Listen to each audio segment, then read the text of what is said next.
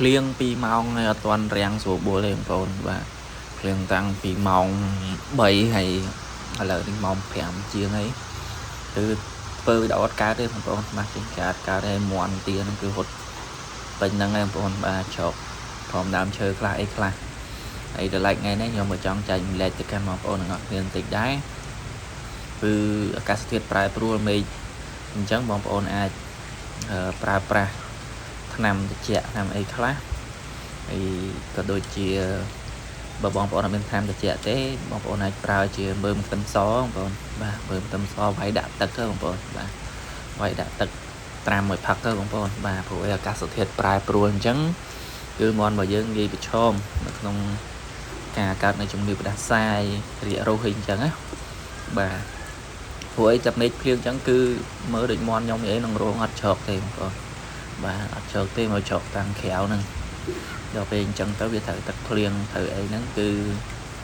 វាអាចកើតនៅជំងឺផ្ដាសាយបាទអញ្ចឹងមូលហេតុអីបានខ្ញុំណែនាំឲ្យបងប្អូនប្រើនៅប្រភេទមើមខ្ទឹមសនេះគឺមើមខ្ទឹមសនេះវាជួយឲ្យមន់របស់យើងហ្នឹងវារក្សាសីតុណ្ហភាពក្នុងខ្លួនណាបងប្អូនបាទមើមខ្ទឹមសនេះគឺវាសារៈប្រយោជន៍ផងហ្នឹងគឺសារៈប្រយោជន៍ត្រង់ថា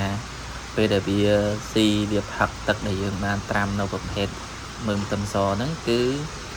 វាជួយរក្សាសីតុណ្ហភាពនៅក្នុងខ្លួនគឺធ្វើឲ្យសីតុណ្ហភាពក្នុងខ្លួនវាហ្នឹងវាថេរអញ្ចឹងទោះមានអាកាសធាតុក្តៅត្រជាក់ប្រែប្រួលគឺមន់របស់យើងទារបស់យើងហ្នឹងក៏វាអត់ជាបញ្ហាអីដែរបងប្អូនបាទអញ្ចឹងខ្ញុំណែនាំឲ្យបងប្អូនប្រើនៅប្រភេទ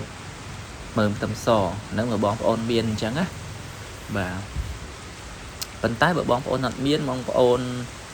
អាចមានថ្នាំត្រជាក់ថ្នាំប៉ារ៉ាសេតាមុលយើងហ្នឹងបាទបងប្អូនអាចកិនវាអាម៉ត់ដាក់ចូលទឹកទៅឲ្យមន់យើងផឹកស្នឹងទៅបាទ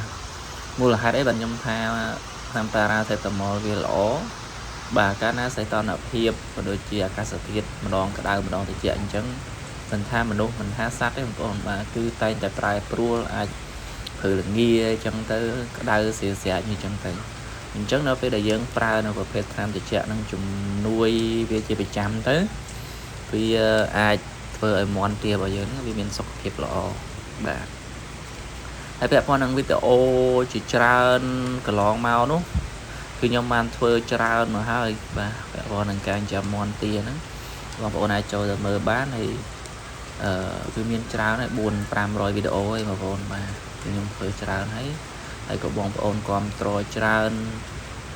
ហើយក៏ឆាតមកសួរច្រើនបាទតែផងអីផង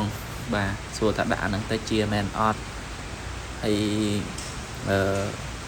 ធ្វើអញ្ចឹងទៅការពារបានមែនអត់បាទអញ្ចឹងខ្ញុំបានប្រាប់បងប្អូនរួចហើយនៅក្នុងវីដេអូខ្ញុំមួយហើយវាជាបទពិសោធន៍របស់ខ្ញុំផ្ទាល់ដែលខ្ញុំបានធ្វើទើបខ្ញុំយកមកចែកម្លែកទៅកាន់បងប្អូនតែដោយសារមួយរយៈហ្នឹងគឺខ្ញុំរវល់បាទការងារច្រើនអញ្ចឹងខ្ញុំប្រឡែងអត់មានការអត់ថាមានពេលនៅមើលថែបងប្អូនបាទគឺខ្ញុំផ្អាកចំដែរហើយនៅសល់តែមន់10-20អីហ្នឹងបាទបើមុនខ្ញុំចំច្រើនតែឥឡូវដោយសារខ្ញុំរវល់ដល់ពេលអញ្ចឹងទៅក៏ខ្ញុំផ្អាកចំមួយរយៈសិនគឺប្រឡែងទៅទាចោលទេដើម្បីស្ដាយបន្លែស្ដាយកាកបាយដែលចាក់ចោលអញ្ចឹងណា